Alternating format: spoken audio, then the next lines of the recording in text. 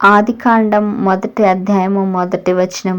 ఆదియందు దేవుడు భూమి ఆకాశములను సృజించెను. భూమి నిరాకారముగాను శూన్యముగాను ఉండెను. చీకటి అగాధ జలములపైన కమ్మియుండెను. దేవుని ఆత్మ జలములపైన అల్లాడుచూ ఉండెను. దేవుడు వెలుగు కమ్మని పలుకగా వెలుగు కలిగెను. వెలుగు మంచిదైనట్టు దేవుడు చూచెను. దేవుడు వెలుగును చీకటిని వేరుపరచెను.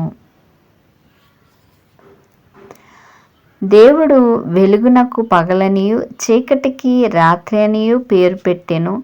అస్తమయమును ఉదయమును కలుగగా ఒక దినమాయెను. మరియు దేవుడు జలముల మధ్యనొక విశాలము కలిగి ఆ జలములను ఈ జలములను వేరుపరచును గాక అని పలికెను. దేవుడు ఆ విశాలము చేసి విశాలము క్రింది జలములను విశాలము మీది జలములను వేరుపరపగా ఆ ప్రకారమాయెను. దేవుడు ఆ విశాలమునకు ఆకాశమని పేరు పెట్టెను. అస్తమయమును ఉదయమును కలుగగా 2వ దినమాయెను.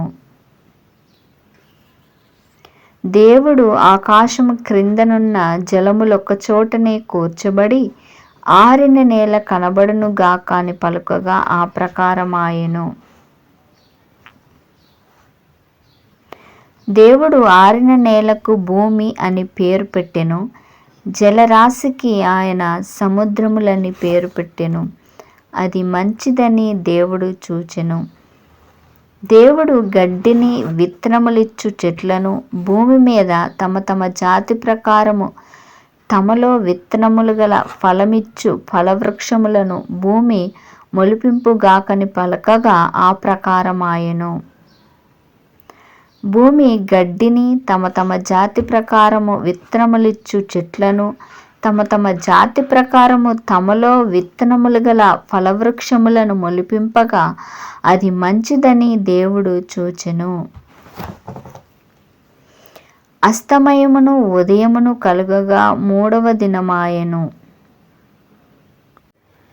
దేవుడు పగటిని రాత్రిని వేరుపరచినట్లు ఆకాశ విశాలమందు జ్యోతులు కలుగునుగాకనియు అవి సూచనలను కాలములను దిన సంవత్సరములను సూచించుటకై యుండుగాకనియు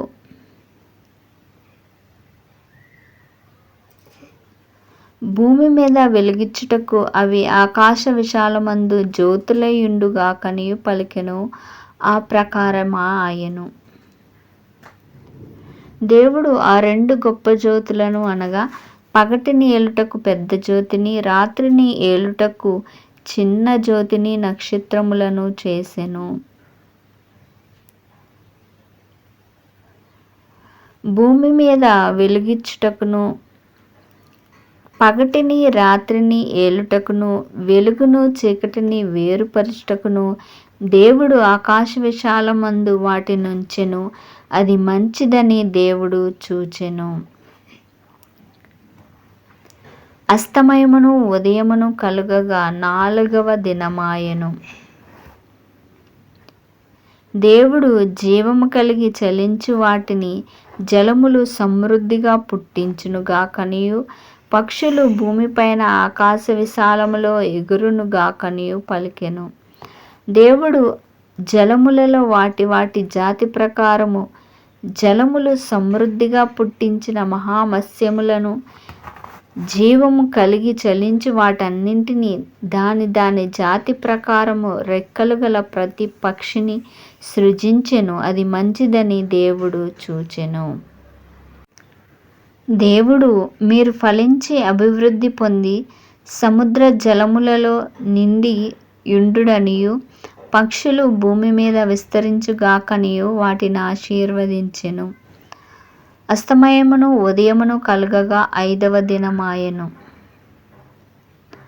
దేవుడు వాటి వాటి జాతి ప్రకారము జీవము గల వాటిని అనగా వాటి వాటి జాతి ప్రకారము పశువులను పురుగులను అడవి జంతువులను భూమి పుట్టించుగాకని పలికెను. ఆ ప్రకారమాయెను. దేవుడు మన స్వరూపమునందు మన పోలిక చొప్పున నరులను చేయుదుము. వారు సముద్రపు చేపలను, ఆకాశ పక్షులను, పశువులను, సమస్త భూమిని, భూమి మీద ప్రాకు ప్రతి జంతువును ఏలుదురుగాకనియు పలికెను.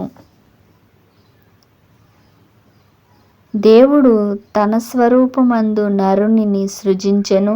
దేవుని స్వరూపమందు వానిని సృజించెను. స్త్రీనిగాను పురుషునిగాను వారిని సృజించెను.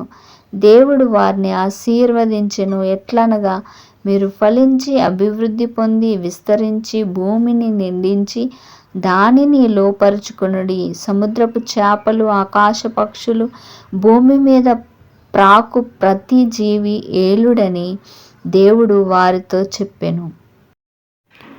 దేవుడు, ఇదిగో, భూమి మీద ఉన్న విత్తనములిచ్చు ప్రతి చెట్టును, విత్తనములిచ్చు వృక్షఫలము గల ప్రతి వృక్షమును మీకిచ్చి ఉన్నాను. అవి మీకు ఆహారమగును. భూమి మీదుండు జంతువులన్నింటికిని, ఆకాశ పక్షులన్నింటికిని, భూమి మీద ప్రాకు సమస్త జీవులకును పచ్చని చెట్లన్నీయు ఆహారమగునని పలికెను. ఆ ప్రకారమాయెను. దేవుడు తాను చేసినది యావత్తును చూచినప్పుడు అది చాలా మంచిదిగా ఉండెను. అస్తమయమును ఉదయమును కలుగగా 6వ దినమాయెను. ఆదికాండము 1వ అధ్యాయము 31వ వచనం. ఆమెన్. God bless.